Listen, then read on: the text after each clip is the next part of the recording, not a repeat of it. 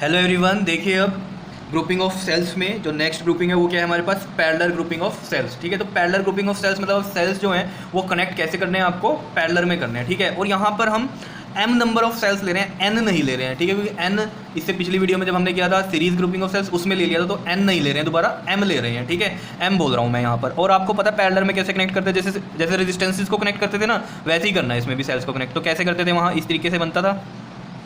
बस मैं यहाँ पर क्या कर रहा हूँ, ये सेल लगा रहा हूँ और ऐसे करते करते करते कितने m नंबर ऑफ सेल्स। ठीक है, तो इनको कनेक्ट देखो कैसे करेंगे हम। आपके पास इस तरीके से बन जाएगा ये, यहाँ ऐसे, ये वाला इस तरीके से। ठीक है, और इन सब के जो EMF है वो कितने हैं हमारे पास, E ही है। तो मैं यहाँ EMF E लिख देता हूँ। ठीक है, सबका EMF E है। ठीक है, और ये किस में कनेक्टेड हो रखे हैं आपके पास, पैरेलल के अंदर। ठीक है, समझ रहे हो चीज़ों को। ठीक, और साथ में ये किससे कनेक्टेड हैं, एक्सटर्नल रेजिस्टेंस R से ये, और इन सब के इंटरनल रेजिस्टेंस होंगे R, स्मॉल r। ठीक है, तो ये स्मॉल r इनके इंटरनल रेजिस्टेंस हो गए। क्लियर है कहानी, बताओ समझ में आ रहा है या नहीं, सिंपल। और इसमें भी जो करंट होगा वो इस डायरेक्शन में जाएगा, इधर से पॉजिटिव इस साइड लगे हुए हैं। ठीक है, तो यही सब बातें हमने लिखी हुई हैं यहाँ पर। देखो, let m number of cells each having EMF E and internal resistance कितना है, small r, are connected in parallel with an external resistance R। समझ में आ रहा है। ठीक है, ये चीज़ समझ गए होंगे आप, जैसे रेजिस्टेंसेस में हम कनेक्ट करते थे पैरेलल में, वैसे ही लगाए हैं। ठीक है, और अगर सीरीज़ में आपने देखा होगा सेल्स भी वैसे ही लगाए थे जैसे रेजिस्टेंस सीरीज़ में लगाए थे हमने। ठीक है, तो इसमें कोई कन्फ्यूजन नहीं होनी चाहिए कि कैसे लगाए हैं। क्लियर। अब देखो, जैसे हमने सीरीज़ वाला किया था ना, सेम वैसे ही इसमें करना है, बस एक चेंज आएगा, वो मैं आपको बताऊँगा कि क्या आएगा। ठीक है, तो सबसे पहले हम वही करते हैं, इसमें नेट करंट लिखते हैं इन द सर्किट। तो नेट करंट क्या आएगा, देखो सर्किट में आपको पता है I=V/R होता है। तो यहाँ भी देखो कैसे होगा, वोल्टेज अपॉन में रेजिस्टेंस है ना। ठीक है, तो नेट करंट क्या होगा, टोटल वोल्टेज यहाँ क्या है, E' मान लेते हैं अभी, नेट EMF। ठीक है, जैसे पहले माना था, और अपॉन में रेजिस्टेंस। तो अपॉन में रेजिस्टेंस में एक तो ये वाला R है ही है। ठीक है, और इंटरनल रेजिस्टेंसेज जो हैं ये वाले किस में कनेक्टेड हैं, आपके पैरेलल में। तो पैरेलल में कुछ ना कुछ आएगा आंसर, क्योंकि सेल पैरेलल में है तो इंटरनल रेजिस्टेंस भी पैरेलल में कनेक्टेड है। तो अभी हम क्या लिख लेते हैं, इसको R' लिख लेते हैं। समझ रहे हो बात को। और ये भी इसमें कंफ्यूज नहीं होना कि जैसे ये वाला रेजिस्टेंस है, इसके साथ क्या किया है हमने, नॉर्मल ऐड किया है। क्योंकि मैंने आपको बताया था इंटरनल रेजिस्टेंस की जो भी वैल्यू होती है वो हमेशा एक्सटर्नल रेजिस्टेंस में नॉर्मल ऐड ही होती है, चाहे वो कैसे भी लगे हों। क्लियर है बात। तो इसमें कंफ्यूज होना चाहिए कि ये डायरेक्ट ऐड कैसे कर दिए। ये हाँ R' निकालने पड़ेंगे, लेकिन हमें क्योंकि पैरेलल में है तो पैरेलल वाले कॉम्बिनेशन यूज़ करने पड़ेंगे। ठीक, तो इतनी बात समझ में आ रही है। इसको वही फर्स्ट इक्वेशन मान लेते हैं। अब E' और R' की वैल्यू निकालते हैं और वो इसमें पुट करेंगे तो आंसर आ जाएगा। बहुत सिंपल है। तो देखो E' की वैल्यू क्या होगी, देखो आपके पास इसमें देखो एक चीज़ डिस्कस करूँ, खुद आपको सोच के थोड़ा लग नहीं रहा है कि E' की वैल्यू क्या होगी। E' की वैल्यू E ही होगी। जिसको लग रहा है ना कि ME होगी वो गलत है, क्योंकि वो सीरीज़ का सोच रहा होगा। जैसे वहाँ NE हुआ था सीरीज़ में, देखो E' क्या हुआ था, NE हुआ था, याद हो अगर आपको। ठीक है, तो कहीं सोच रहे होंगे यहाँ ME हो जाएगा, नहीं होएगा, ये नहीं होएगा। समझ रहे हो क्यों नहीं होगा, देखो समझो इस बात को। पैरेलल में वोल्टेज हमेशा सेम रहती है, तो पैरेलल में तो है ये सब, तो इनका जो नेट पोटेंशियल है वो भी क्या रहेगा, E ही रहने वाला है। तो हम यहाँ लिख देंगे ये बात, देखो as m number of cells are in parallel, so net EMF क्या रहने वाला है, E' ही रहेगा, अब ME नहीं हो जाएगा। समझ रहे हो बात को। ये चीज़ आपने ध्यान में देनी है इस टॉपिक में, यही मेन बात है जो आपको ध्यान में रखनी है। क्लियर। E' नेट EMF क्या रहने वाला है, यहाँ E ही रहेगा, क्योंकि पैरेलल में कनेक्टेड है, पैरेलल में वोल्टेज सेम रहती है। ठीक है, बात इतनी क्लियर है, तो E ही रहेगी ये चीज़ क्लियर है। तो इसको हम सेकंड इक्वेशन मान लेते हैं। ठीक है जी। अब बात कर लेते हैं रेजिस्टेंस की। रेजिस्टेंस पैरेलल में है ये वाले, ठीक है, लेकिन ऐसा तो कुछ नहीं है रेजिस्टेंस वाला पैरेलल में सेम रहते हैं ये वो, ऐसा तो कुछ नहीं पढ़ा आपने, वोल्टेज का पढ़ा था पैरेलल में कि सेम रहती है।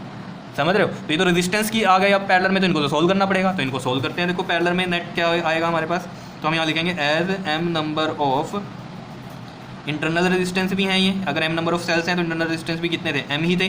m number of internal resistance are in parallel.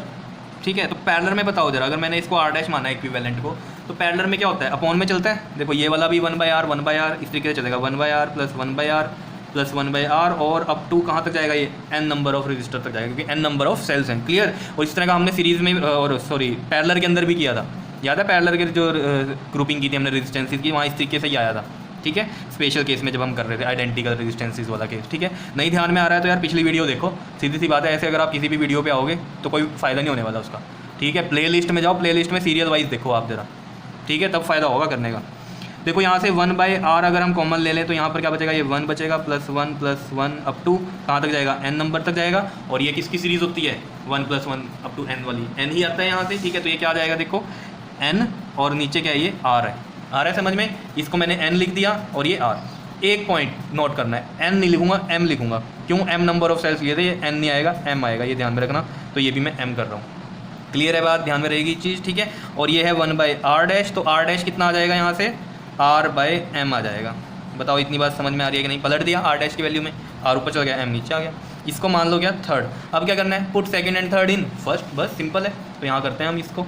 तो देखो put second and third in first. तो देखो फर्स्ट में पुट करेंगे तो देखो i इक्वल टू में ई डैश है, ई डैश की वैल्यू हमने अभी निकाल ली, क्या है सेकंड इक्वेशन में, ई ही है, तो ई रख देंगे, अपॉन में r डैश की वैल्यू देख लो क्या है, यहाँ से देखो r/m है, तो r/m पुट करेंगे यहाँ, तो ये आ जाएगा r/m और प्लस में क्या है, कैपिटल R। समझ रहे हो बात को, ये चीज़ आई।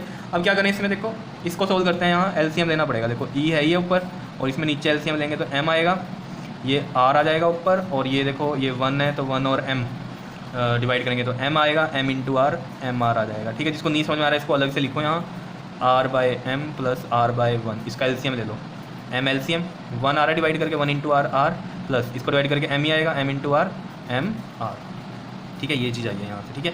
अब देखो इसको जब हम लिखेंगे तो ये वाला जो m है ये ऊपर चला जाएगा, ये वाला m ऊपर चला गया और नीचे क्या बचा इधर, r + mr।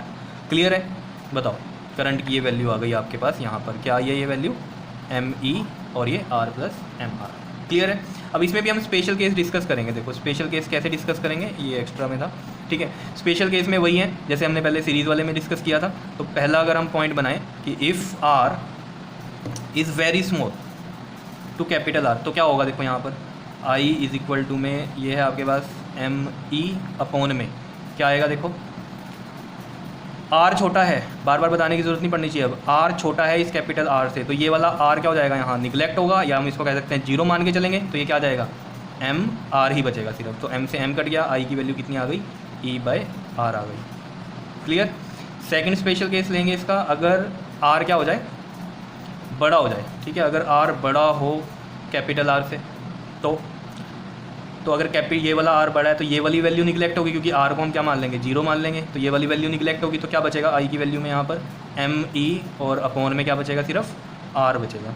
क्लियर। अब यहाँ से बता दो ज़रा मुझे कि करंट किस केस में ज़्यादा लग रहा है आपको, बताओ मैक्सिमम करंट किस में लग रहा है, जिसमें m मल्टीप्लाई हो रहा है वो करंट क्या होगा, मैक्सिमम होगा, और ये वाला क्या होगा आपका, कम वाला होगा, ठीक है। क्योंकि यहाँ m मल्टीप्लाई है तो यही करंट ज़्यादा है, सीधी सी बात है, मल्टीप्लाई में कोई टर्म जा रही है, ठीक है। तो इसका मतलब पैरेलल के केस में इंटरनल रेजिस्टेंस बड़े रखने हैं आपको, अगर मैक्सिमम करंट चाहिए। समझ रहे हो, तो यही चीज़ हमने यहाँ लिखी है। From above discussion we conclude that to draw maximum current the value of internal resistance must be very large. क्या होनी चाहिए, लार्ज होनी चाहिए इंटरनल रेजिस्टेंस की value as compare to external resistance. समझ रहे हो, तो ये आपको अच्छे से करने हैं टॉपिक, ठीक है। इसके बाद हम करेंगे मिक्स्ड ग्रुपिंग ऑफ सेल्स, ठीक है। तो इस टॉपिक में जो मेन बात थी वो यही थी कि जो ईएमएफ है वो ई रहने वाला है, यहाँ ME नहीं आएगा, क्योंकि पैरेलल में पोटेंशियल सेम रहते हैं। क्लियर है बात, ठीक है, समझ गए हो ना चीज़ों को। Okay, thank you.